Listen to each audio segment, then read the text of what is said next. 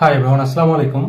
তো আজকে আমরা কথা বলবো কিভাবে একটা সুন্দর নোট আমরা লিখতে পারি। ঠিক আছে, তো নোট লেখার ক্ষেত্রে অনেকেই বিভ্রান্তিতে থাকে যে কিভাবে নোটটা করবে, কিভাবে নোট করবে না। তো নোট করার ক্ষেত্রে কয়েকটা ভুল আছে আমাদের। সে ভুলগুলো হলো যে কি লিখতে হবে আর কি লিখতে হবে না, এটা আমরা বুঝতে পারি না। তো নোট করার আগে আমাদের যে গুরুত্বপূর্ণ যে বিষয়টা সেটা বুঝতে হবে যে কোন বিষয়গুলো নোট করব আর কোন বিষয়গুলো নোট করব না। ঠিক আছে, তো একটা জিনিস মনে রাখবো যে নোট খাতা কখনোই টেক্সট বুকের বিকল্প না। ঠিক আছে, সুতরাং আমরা কোন বিষয়গুলো নোট করব আর কোন বিষয়গুলো নোট করব না সেটা আমাদেরকে খুব ভালোভাবে বুঝতে হবে। নোট করার ক্ষেত্রে আমি তিনটা কি পয়েন্ট বলবো। এই কি পয়েন্টগুলো একটি সুন্দর নোট তৈরি করার জন্য খুবই গুরুত্বপূর্ণ হবে। ফার্স্ট হচ্ছে কি পয়েন্ট। আমি যে গল্পটা নোট করব সেটা কি পয়েন্টটা অবশ্যই আমাদেরকে নোট করতে হবে। আর যেটা নোট করতে হবে 2 নম্বর হলো যে যা মনে থাকতে চায় না।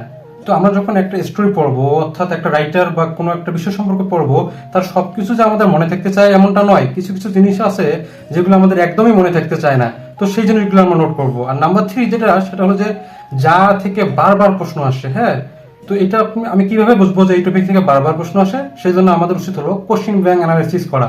তো থার্ড পয়েন্ট হলো যে যা থেকে বারবার কোশ্চিন আসে সেই জিনিসগুলো আমাদেরকে বারবার অ্যানালাইসিস করে সেই জিনিসগুলো আমাদেরকে নোট করে রাখতে হবে। ঠিক আছে, তো আজকে আমি দেখাবো আমি কিভাবে ইংলিশ লিটারেচার নোট করেছি।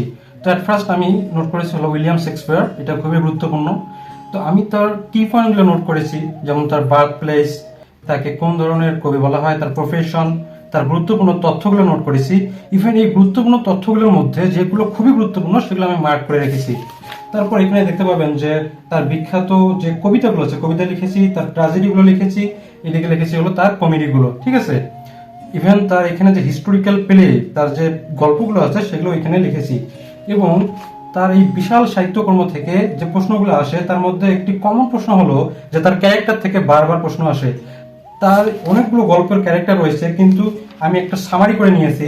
এখানে 8-10টা গল্প আছে যেখান থেকে বারবার পরীক্ষায় বেশি প্রশ্ন আসে। সুতরাং আমি চেষ্টা করেছি যে যেগুলো থেকে বারবার পরীক্ষায় বেশি প্রশ্ন আসে সেগুলো আমি আমার খাতায় নোট করে রাখার। তো আমার কাজ হবে কি, আমার কাজ হবে যে পরীক্ষার আগে আমি শুধু আমার এই নোট খাতাটা পড়ে যাব। ঠিক আছে, পরীক্ষার আগে কিন্তু আমি আমার টেক্সট বুক পড়বো না। টেক্সট বুক আমি আগেই পড়ে নেবো। পরীক্ষার আগে আমার কাজ হবে যে আমার নোট খাতায় যে কি পয়েন্টগুলো আছে এই কি পয়েন্টগুলো আমি দেখে তাড়াতাড়ি শেষ করতে পারবো। ঠিক আছে, তো পরবর্তীতে আমি নোট করেছিল জন ডনকে নিয়ে। তো নোট করার ক্ষেত্রে একটা গুরুত্বপূর্ণ বিষয় হলো যে যে রাইটার আপনি নোট করবেন সেখান থেকে যদি বিগত বছর বিসিএস এ কোনো প্রশ্ন এসে থাকে সেটা তাহলে আপনি উপর দিয়ে লিখে রাখতে পারেন।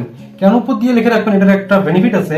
যেমন যে রাইটারগুলো থেকে বিগত বছরে বিসিএস এ প্রশ্ন আসছে, নর্মালি ওই সব রাইটার থেকেই প্রশ্ন আসে। ইভেন ওই রাইটারগুলো খুবই গুরুত্বপূর্ণ হয়।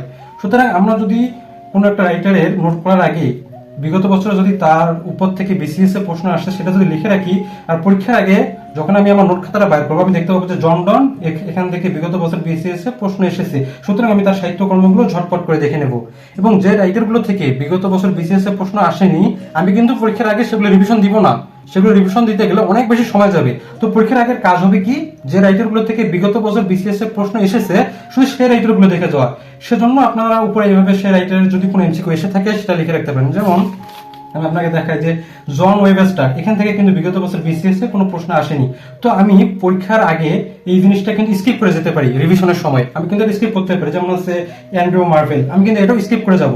কিন্তু এখানে দেখেন যে বেন জনসন, এখান থেকে কিন্তু বিগত বছর বিসিএস এর প্রশ্ন এসেছে, 15তম বিসিএস এবং 37তম বিসিএস এর প্রশ্ন এসেছে।